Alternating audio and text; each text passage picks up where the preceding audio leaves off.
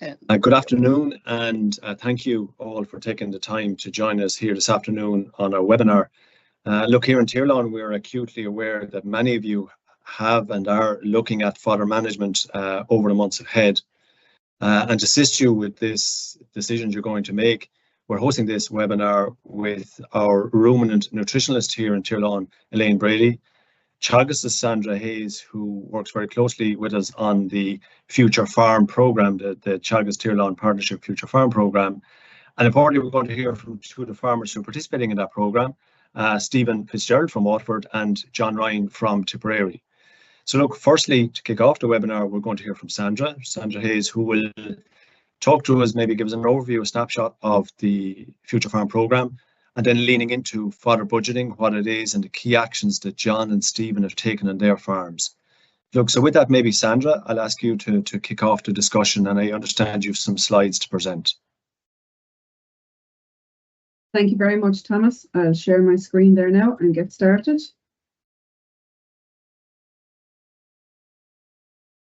Okay, so can everybody see those at the moment? Not yet, Sandra.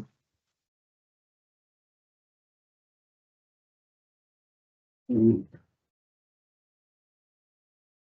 now? Very clearly, thank you. Okay, thanks, Thomas. So, as Thomas said, I'm the coordinator of the Teagasc Tirlán Future Farm programme. So, just to give you a brief overview of that programme, we're in the kind of the fourth year of the programme that we signed into Teagasc Signpost programme. We have 11 farms in the programme, so you can see on our map here on the right hand side of the slide, we have the farms from County Meath all the way down to County Cork.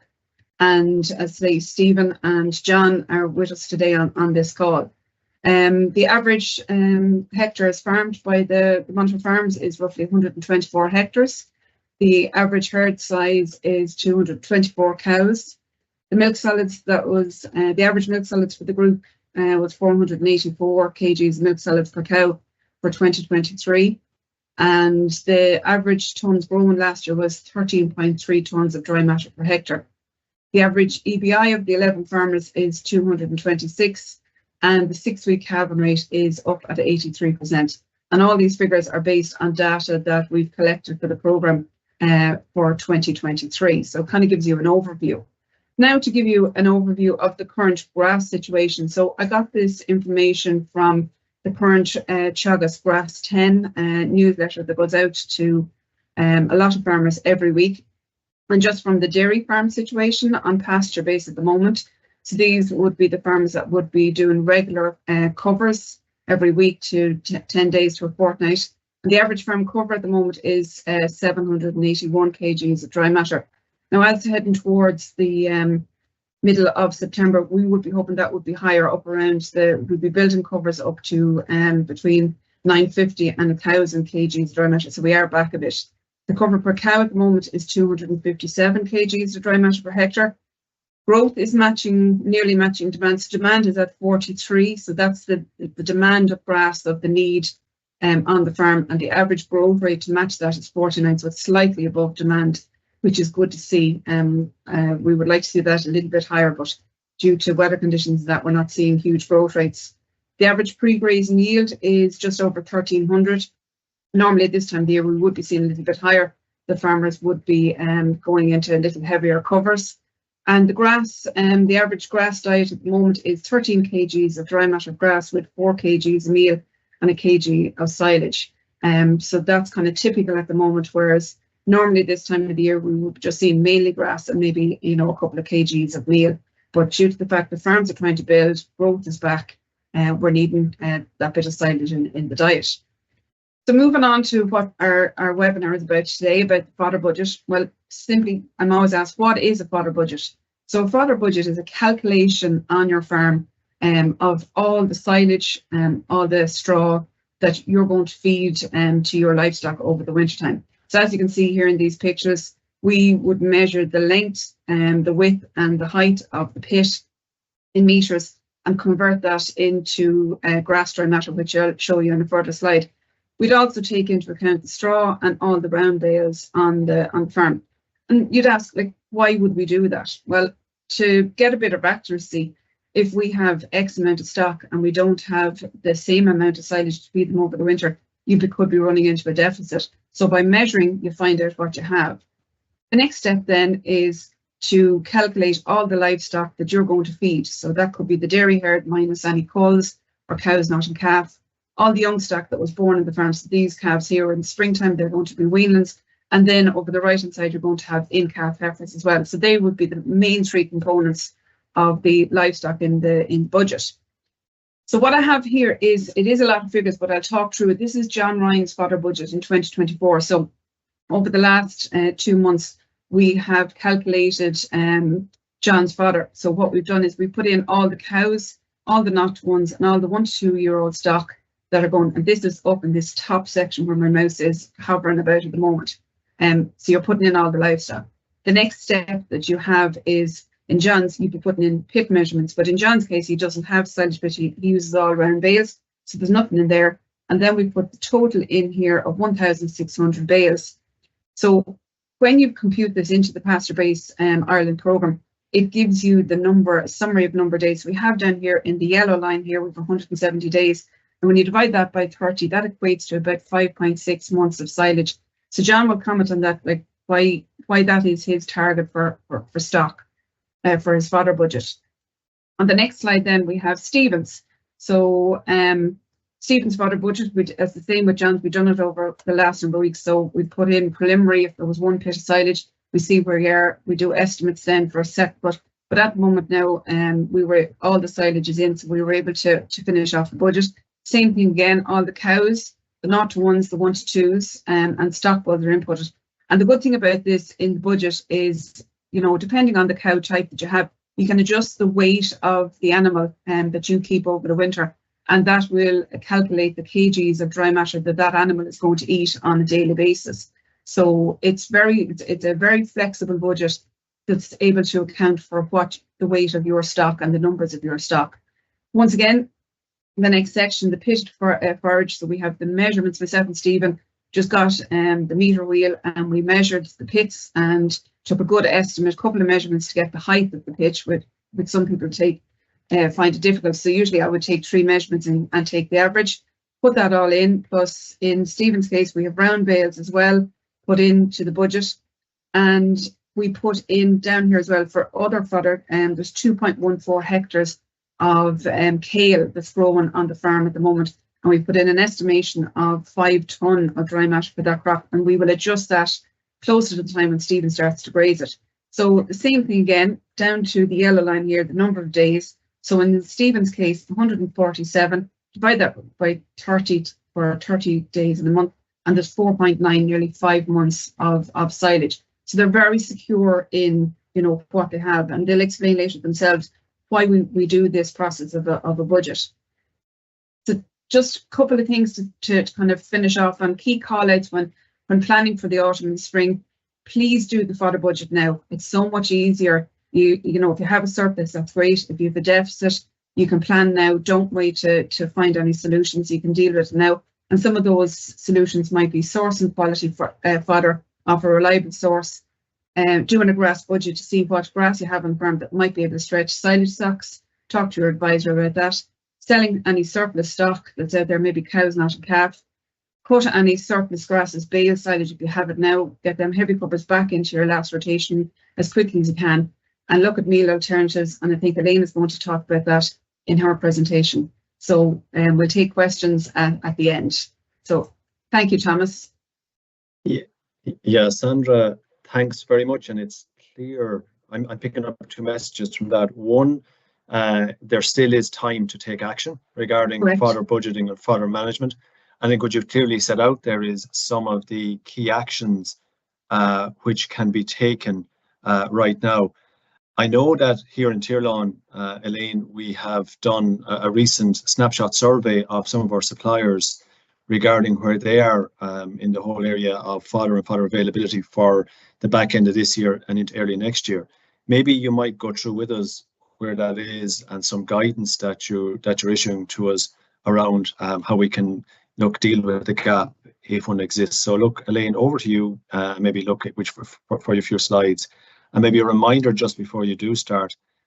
We are getting some questions coming in through the chat function, so anyone can type in a question there in the chat function, and during our questions and answers with Sandra and Elaine and John and Stephen, we will go through them questions at the end. So Elaine, over to you, and thank you. Thanks very much, Thomas and Sandra.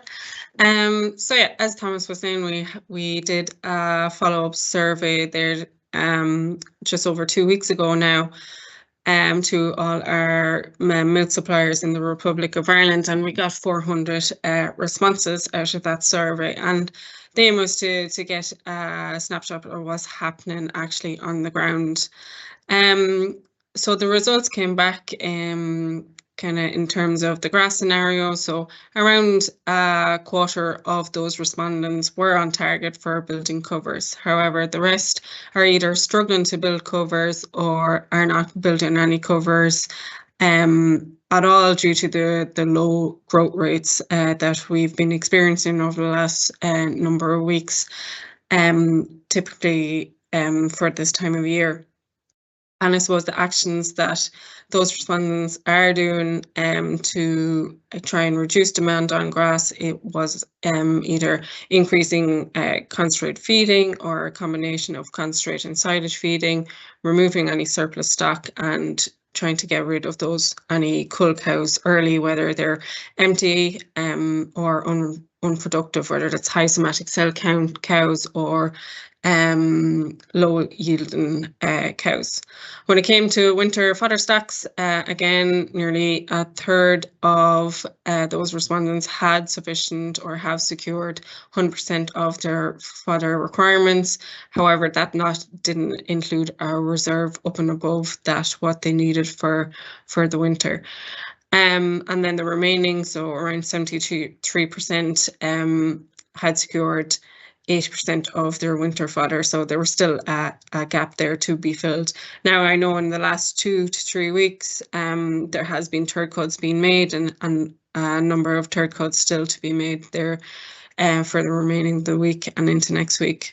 Out of those respondents, 22% were currently eating into their winter fodder to try and help build those covers as well.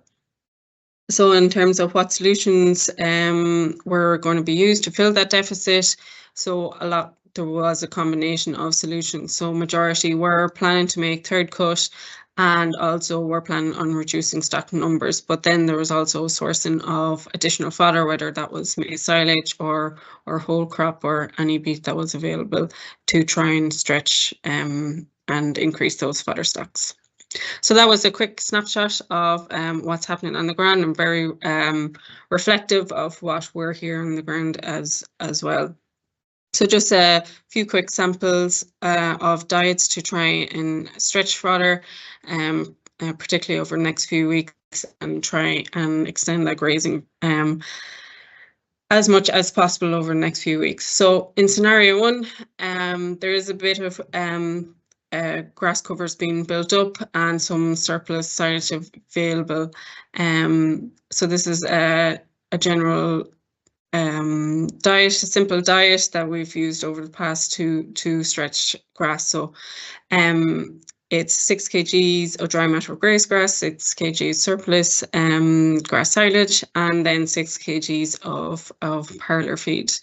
So it's really important to try and keep cows out as long as possible, because once cows go in full time, yields tend to drop at a greater rate, particularly this year, as it has been a challenging year to make high quality silage, that there may be poor quality silage in the pits at the moment. So grass is still a very valuable feed, and trying to keep that in the diet as long as possible will keep cows milking strong. Scenario 2 looks at where there is no surplus silage available, with a lot of farmers, particularly those from the survey, are in that situation, and there's limited grass growth on farm.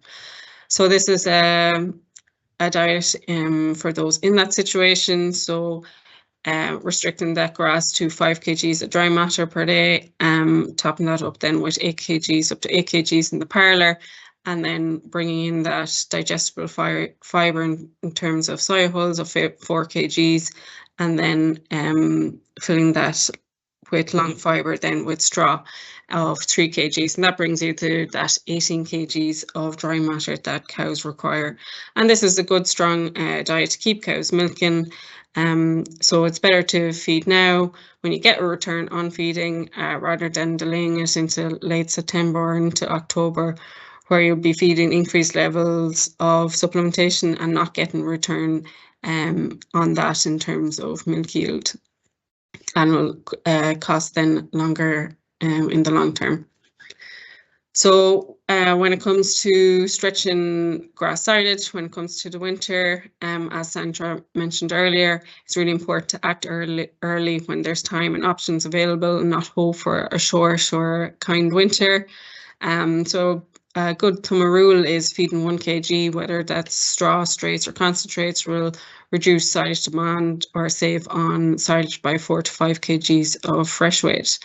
In scenarios where good quality silage is being fed, particularly to dry cows, silage will need to be restricted, because dry cows will eat up and above what they need and will gain condition. And it's also important to consider labour, storage and feeding facilities when sourcing additional feed, and also have access to water is really important as well. So some considerations or alternative diets that can be considered to save on silage would be maybe feeding 2 kgs of soya hulls, for example, to 90 animals. That can save around 800 kgs per day, so a bale a day. If we multiply that up over a 5-month period, over the winter, that can save up to 152 bales, which is significant. When cows are dry, this is a good opportunity to just feed them when their requirement is at their lowest. Feed up to 5 kgs of straw and plus meal then to bring that balance in terms of energy and protein. When it comes to weanlings, let's say a weanling of 250 kgs will eat about 5 kgs of dry matter. So to save on silage, you can be feeding those 3 kgs of straw and then 2.5 kgs of concentrate, and that will meet their requirements over the winter period.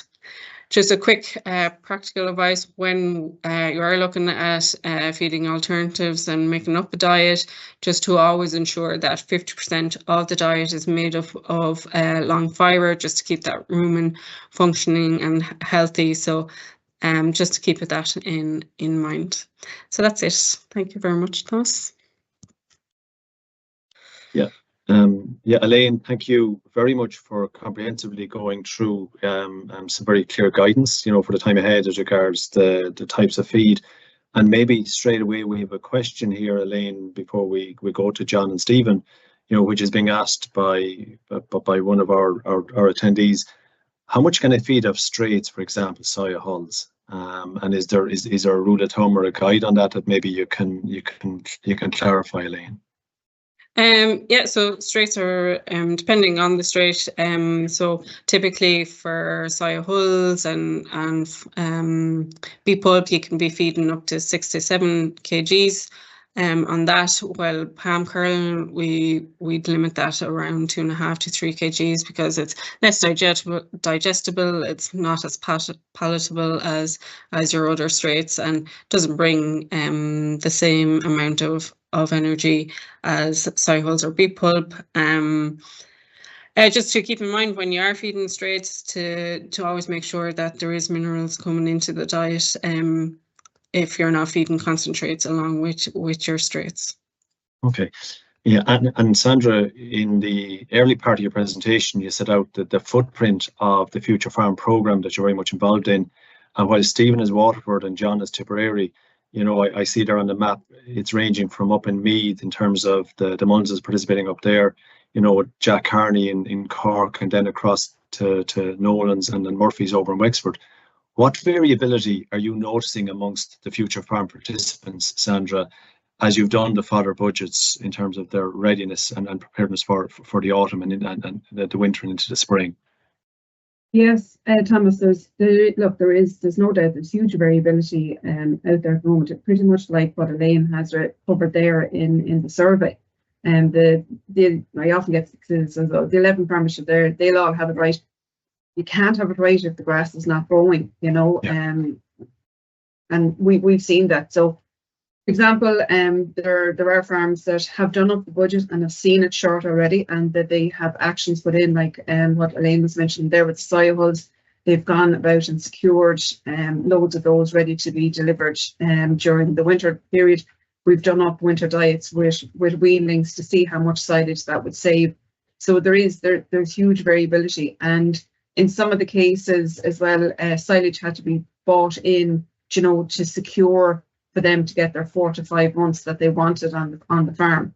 And that in some cases has been irrespective of stocking rate that they have. It's just the growth rates are down. And I suppose we're in a position, because the likes of John and Stephen, the other multi farmers measure on a regular basis. We've gone back and we can see that their growth rates are 10 to 20% back. So if the growth rates are back, that has an impact on the fodder budget as well. So as I say, they might be back, but they know that they're back, and they have plans in place to correct that deficit going forward in the winter time, whether it's sourcing alternative feeds, stretching the silage that they already have. And one important fact that we haven't in at the moment is actually the quality of the feed as well. I always would find when you're doing up budgets that when you test the silage and you find out how good, maybe how bad it is, but it is always easier to stretch that silage. Like if you've particularly very good silage and you want to feed to dry cows and that's all you have, we would be recommending, like Elaine said, to incorporate straw into the diet, because you don't need to be feeding 75 DMD silage to dry cows. That would be a waste. So we would encourage all Tirlán suppliers, and the monitoring farmers will be doing as well, to get their pits sampled, or take a sample from the pit face when they open it and get it tested and find out the quality of the feeds that they actually have. And also in that, like what Elaine said there with the mineral analysis, we'd always encourage them to get a mineral analysis to see whether that has to be supplemented or not. So that would be one top tip, I would say, later on in the year, is to test the silage. Yeah, Sandra, that's very solid and timely guidance. Stephen, when I looked at Sandra's slides, she was indicating that you've got 4.9 months of silage in terms of available. What's your take on that? I mean, does that are you in a point of comfort? Are you in a point of concern? You know, when the fodder budget has been done, and these are the figures that have been shown out, what's your view now on where you find yourself? Like you'd be on a normal year, you'd be content with 4.5, 5 months. But when the winters are coming now, you always want a bit extra. So our plan, we started selling stock, beef cattle a bit earlier, try to build a bit more grass for everything else, and hopefully we won't need, if the weather comes right, we won't need silage as early as we did last year. So we started selling stock, and we lighten the stocking rate overall to stretch what we do have. Okay. So this is interesting. So Sandra is telling us, test your feed, take action now. In the form of that, you're saying, look, the non-milking, hoofs on the ground, so to speak. You've made decisions, Stephen, already, directly on the farm. In your case, John, the figures turned out were a bit stronger, 5.6 months a look of silage. For you, having went through the process of working with Sandra and preparing that budget, how important was the preparation of the budget in terms of actions you've taken since having that budget in place, John, on the farm, and how has that assisted your decision making? Well, the budget has it told me what I had and what I needed, and if I needed to buy any, or if I needed to stretch it or buy something to replace it, So I was able to know that I have plenty, we'll say, for the winter. So I knew what actions to take. Yeah, it created a bit of comfort. It created a bit of comfort for you, John. Probably listening to what you're saying here, you had clarity on the actions, and then you went away and made the decisions. Is that fair? Oh yeah, it is. Yeah. It gave me peace of mind that I had enough, we'll say, for the winter. Okay, and then maybe look, was there any savings? Was there any? Can you give us any sense, maybe, John, of some of the decisions you would have made on the farm because of having the budget there? Which I didn't have to buy silage. Yeah. I didn't have to buy in anything. Like, you know, I was everything that I have was able to be produced on the farm. So, but I was in a comfortable position too, that I had over 400 bales left over since last winter as well. Like, you know, so that was a big help. Like, you know, securing enough fodder for next winter. Very good, very good. People keep an eye on your ad, maybe on Dundee, which are 400 bales. But I think maybe just another question here, Elaine, is around, you know, restricting silage. Does it cause cows to become unsettled? I don't know. I see that coming in here, and just to say shortly, the webinar will be coming to an end. So any other questions that you feel like putting to us, please do. But maybe can you speak to that very briefly, Elaine? Can you? Yeah. So when it's important to keep in mind when we are restricting silage to cows, that there is enough feed space, that there isn't a huge competition between cows, because you don't want the dominant cows to get all the silage and the less dominant cows to get little or no silage. So it's really important to make sure there's enough feed space. If there's not, maybe split the groups and add feed at different times. Restricting silage can unsettle if the silage does run out during the day because you are restricting and still feeding to the requirement. It's always a good idea to maybe have straw available to keep them full for the remaining of the day until you feed again, and that'll keep them filled and settled.